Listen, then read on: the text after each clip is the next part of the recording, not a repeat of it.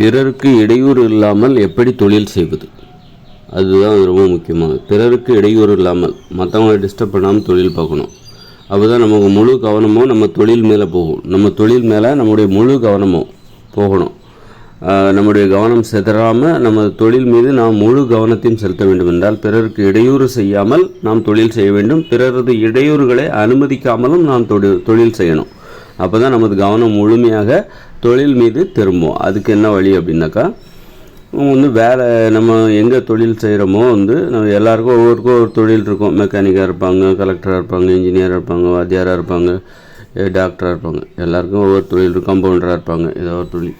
இப்படி இருக்கும்போது நீங்கள் வேலை செய்கிற இடத்துல யாருக்கிட்டையும் பகிர்ந்து உண்ணாதீங்க. அப்புறமா யாரையும் தொட்டு பேசாதீங்க. பிறரை தொடுவதற்கும் நீங்கள் அனுமதிக்காதீர்கள்.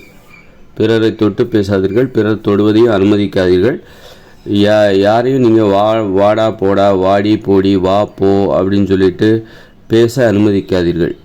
பேசவும் நீங்களும் யாரையும் பார்த்து வாடா போடா, வாடி போடி, வா போ அப்படின்னு சொல்லிட்டு பேசாதீங்க. இது ஒரு விதிமுறை. அப்புறம் மனசுக்குள்ளே கூட யாரையும் வாடா போடா அப்படின்னு சொல்லாதீங்க. திட்டும்போது உங்கள் மேலதிகாரியை நீங்கள் திட்டலாம். உங்கள் கூட வேலை பார்க்குறவருக்கு இடையில் உங்களுக்கு ஏதாவது உரசல், சண்டை ஏதாவது ஏற்படலாம்.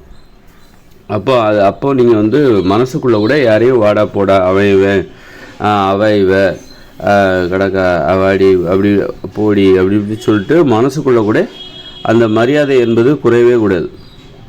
அந்த அளவுக்கு நீங்கள் பிறரிடமிருந்து விடுபட வேண்டும். நீங்கள் மனசுக்குள்ளே திட்டுறீங்க அப்படின்னா, மனசுக்குள்ளே வாடா போடாது என்னால் முடியலை அப்படின்னா, அந்த அளவுக்கு நீங்கள் பிறரது இடையூறுகளால் பாதிக்கப்பட்டிருக்கிறீர்கள்.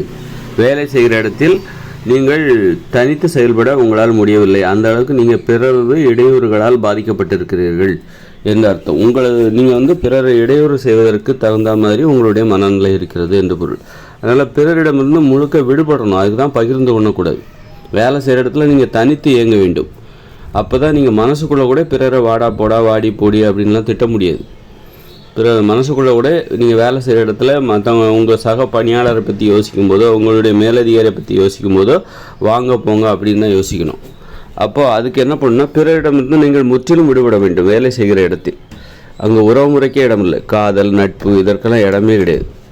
அதனால் ஆண்கள் தனித்தனியாக வேலை பார்க்க வேண்டும், பெண்கள் தனித்தனியாக வேலை பார்க்க வேண்டும். அப்படி வேலை செய்திருக்க வேண்டும். அப்படி வேலை செய்யாத இந்த காலகட்டத்தில் தற்போதுள்ள குழப்பமான இயந்திர அறிவியல் உலகில் பிறரிடம் பகிர்ந்து உண்பதை வேலை செய்கிற இடத்தில் தவிர்த்தாலே போதுமானது. பிறரிடம் இருந்து நீங்கள் தனிமைப்பட்டு விடுவீர்கள். இதெல்லாம் கடைபிடிச்சிங்கனாக்கா மனசுக்குள்ளே கூட நீங்கள் யாரையும் வாடா போடா, வா போ, வாடி போடி அப்படின்ட்டு உரிமையோடு அது உரிமையோடு கூட வரும். உரிமையை அடிப்படையாக கொண்டு கூட வரும், வெறுப்பை அடிப்படையாக கொண்டு கூட வரும். வேலை செய்கிற இடத்துல உரிமைக்கு இடமே கிடையாது. அதனால் எந்த அளவுக்கு சின்ன வயசாக இருந்தாலும் சரி, உங்களை விட கடைநிலை ஊழியராக கூட இருக்கலாம். உங்களுக்கிட அவங்க வேலை பார்க்கலாம். அவங்கள பற்றி மனசில் யோசிக்கும் போது கூட அவன் இவன் வாடா போடா அப்படிங்கிற மாதிரியான அந்த வார்த்தைகளை நீங்கள் மனசுக்குள்ளே கூட பயன்படுத்தக்கூடாது. அதுதான்